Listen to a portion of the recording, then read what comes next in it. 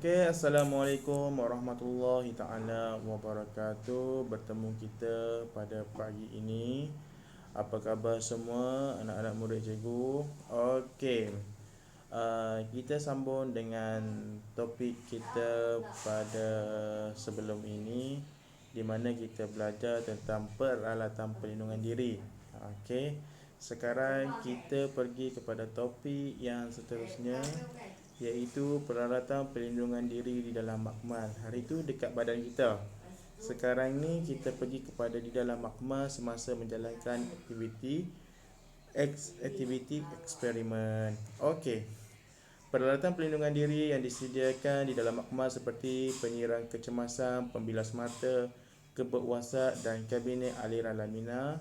Walaupun terdapat alat-alat perlindungan diri dalam makmal, setiap kemalangan atau kecederaan di dalam makmal perlu dilaporkan segera kepada guru.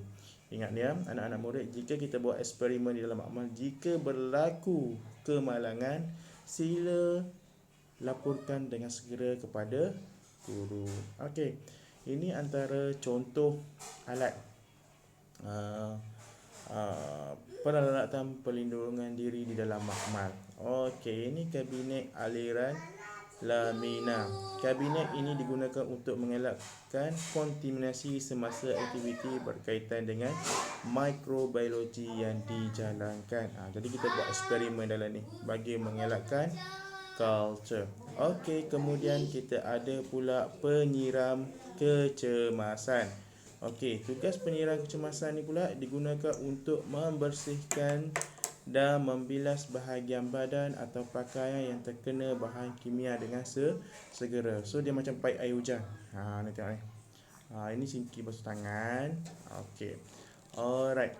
Kemudian kita ada sinki iaitu pembilas mata, di mana pembilas mata ini digunakan untuk membilas dan mencuci mata yang terkena bahan kimia dengan segera. Bila berlaku apa-apa je percikan dekat mata kita, kita terus bilas dengan segera. Okey, dan yang ni pula ialah kebot wasap. Kebot wasap ni digunakan untuk menjalankan eksperimen yang menggunakan bahan yang mudah meruap. Jika bahan yang mudah meruap dan mudah terbakar, kita perlu menggunakan kebot wasap. Okey. Mudah terbakar, beracun, mengakis dan berbau. Ini antara contoh. Ada 4. Sekarang ni dekat cikgu dah tunjuk kamu antara 4 alat yang digunakan untuk perlindungan diri semasa menjalankan eksperimen di dalam makmal. Okey. Seterusnya cikgu nak minta anak-anak murid cikgu tolong jawab soalan-soalan praktis formatif 1.1 ni, supaya kita dapat lagi mengukuhkan lagi pembelajaran kita pada hari ini. Okey. Dan seterusnya, topik yang cikgu nak sambungkan seterusnya ialah 1.2, iaitu pembuangan bahan sisa. Okey.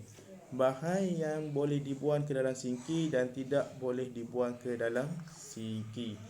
Okey, ini antara bahan-bahan yang kita perlu asingkan sebelum kita nak buangkan dia. Ni contoh bahan sisa daripada makmal. Ini antara bahan kimia, botol-botol plastik dan juga sisa-sisa makanan.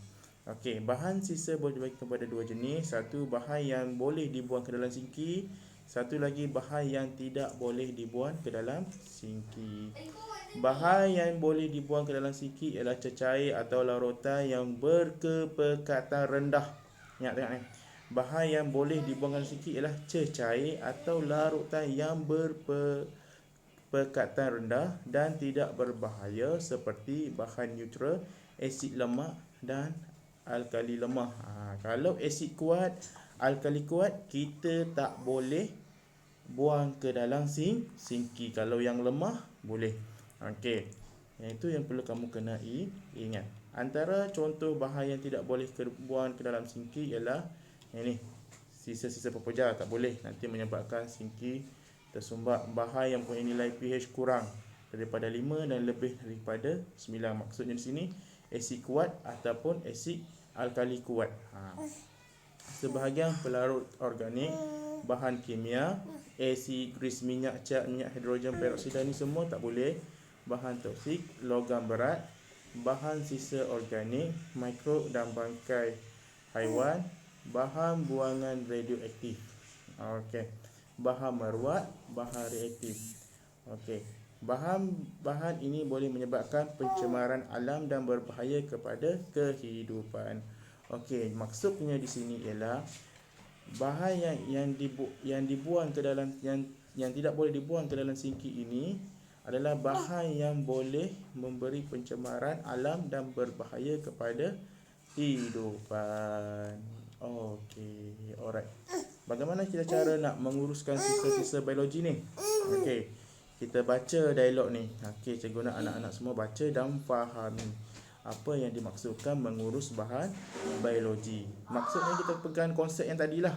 Okey, bahan yang tak boleh dibuang ke dalam sinki dan bahan yang boleh dibuang ke dalam sinki. Apakah yang anda buat itu? Tengok cara cikgu ni. Bukan semua bahan sisa biologi boleh dibuang ke dalam sinki atau bakul sampah dalam makmal. Okey, dia kata, betul ke cikgu? Bagaimanakah cara menguruskan bahan sisa biologi? Dia kata, bahan sisa biologi diuruskan dengan menggunakan prosedur operasi standard. Okey, mari kita lihat jenis bahan sisa biologi POS untuk menguruskannya. Okey, tengok ni. Galeri sains. Bahan sisa biologi merangkumi bahan buangan biologi yang boleh menimbulkan kemudaratan atau bahaya biologi.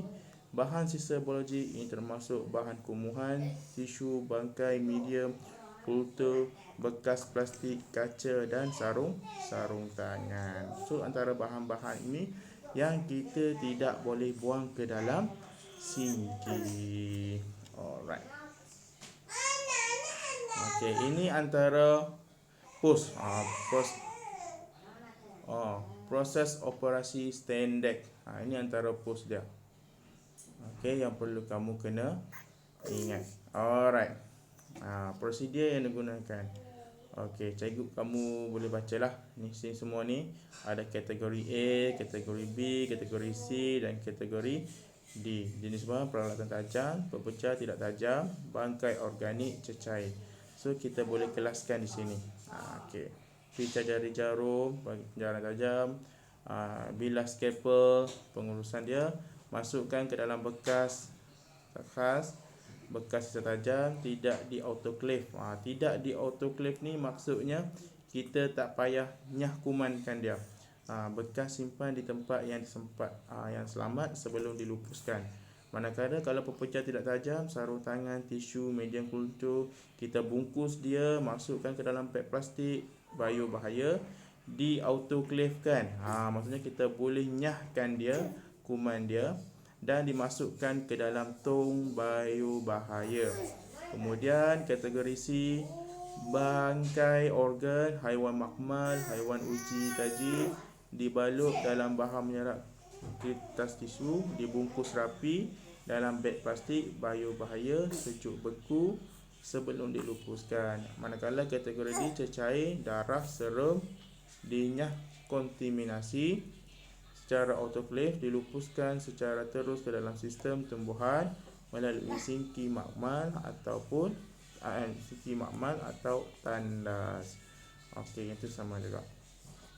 Alright. Ini antara langkah-langkah dia lah. Okey, langkah-langkah pengasingan sisa di punca dengan betul. Kategori bahan sisa antara A, B, C ini disimpan ke tempat yang selamat. Kategori B dimasukkan ke dalam beg autoclave kalis bocor, di autoclavekan dengan suhu 121 darjah, tekanan dia 15 psi persamaan dengan 20 minit. Kategori C pula dibungkus dengan cermat dan disimpan sementara di dalam penyejuk beku. Selepas selesai yang tu, baru kita pergi sisa yang telah dinyah kontaminasi, maksudnya kita dah buang kuman dia, dimasukkan ke dalam beg bio bahaya. Okey, seterusnya sisa yang dibungkus itu dilabelkan dan dimasukkan ke dalam tong bio bahaya. Tong bio bahaya disimpan sementara dalam keadaan selamat, terkawal dan disejukkan sebelum pelupusan berpusat dijalankan. Okey. Alright.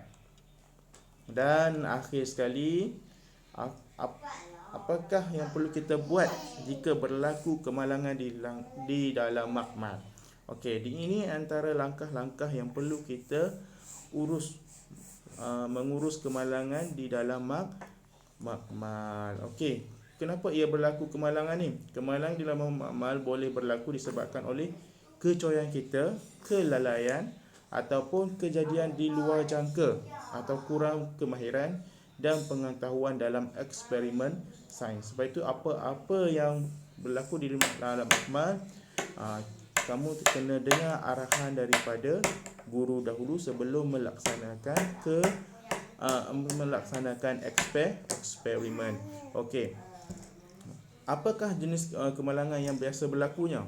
Okey, pertama, tengah-tengah buat eksperimen terkena serpihan kaca, terkena asid ataupun alkali pekat, kebakaran kecil, terkena serpihan hasil daripada tindak balas logam, termometer pecah, kebocoran gas ataupun rencatan elektrik. Okey, semasa menjalankan eksperimen, rakan anda tertumpas jenis bahan kimia ke atas meja. Apakah yang perlu anda lakukan? Apa yang perlu kita lakukan? Pertama sekali, kita kena bagi tahu guru dulu. Bagi tahu guru ataupun pembantu makmal. Okey, jadikan kawasan tumpahan sebagai kawasan larangan. Kemudian kita sekat tumpahan daripada merebak menggunakan pasir untuk membentukkan sempadan, dan kemudian kita kaut tumpahan bahan kimia, lepas tu buang dengan selamat. Apakah langkah pertama yang perlu anda lakukan jika mata anda terkena bahan kimia? Ini apa pula? Cetuskan minda. Apakah langkah pertama yang perlu anda lakukan jika mata rakan anda terkena bahan kimia? Jawapannya ialah segera memberitahu guru ataupun pembantu makmal. Okey. Apakah berlaku apabila bila termometer pula yang pecah? Termometer yang jatuh dan pecah akan mengibatkan tumpahan merkuri. Tahukah anda tentang bahayanya merkuri? Keracunan merkuri boleh berlaku apabila seorang tersentuh ataupun berlaku peresapan melalui kulit dalam kuantiti tertentu. Merkuri boleh menyerang sistem saraf, salur pencernaan, sistem pembiakan dan ginjal. Itu bahayanya merkuri ni. Oleh itu, cara nak kendalikan dia, mesti kita kena dengan selamat. Perlu dititik beratkan. Apakah yang perlu anda lakukan jika berlaku tumpahan merkuri dalam sekolah anda? Pertama, tengok. Mesti segera mengetahui guru ataupun pembantu makmal. Jadikan kawasan tumpahan sebagai kawasan larangan. Tabur serbuk sulfur untuk menutupi tumpahan. Tak boleh guna pasir. Kalau merkuri kita guna sulfur. Kemudian terus kita kena hubungi jabatan bomber. Okey. So tugasan yang perlu pelajar lakukan seterusnya ialah, saya minta tolong pelajar-pelajar jawab soalan praktik formatif 1.2. Okey, itu saja daripada cikgu hari ini. Sekian, terima kasih. Okey, stay safe at home. Okey, good. Bye. Assalamualaikum warahmatullahi taala wabarakatuh.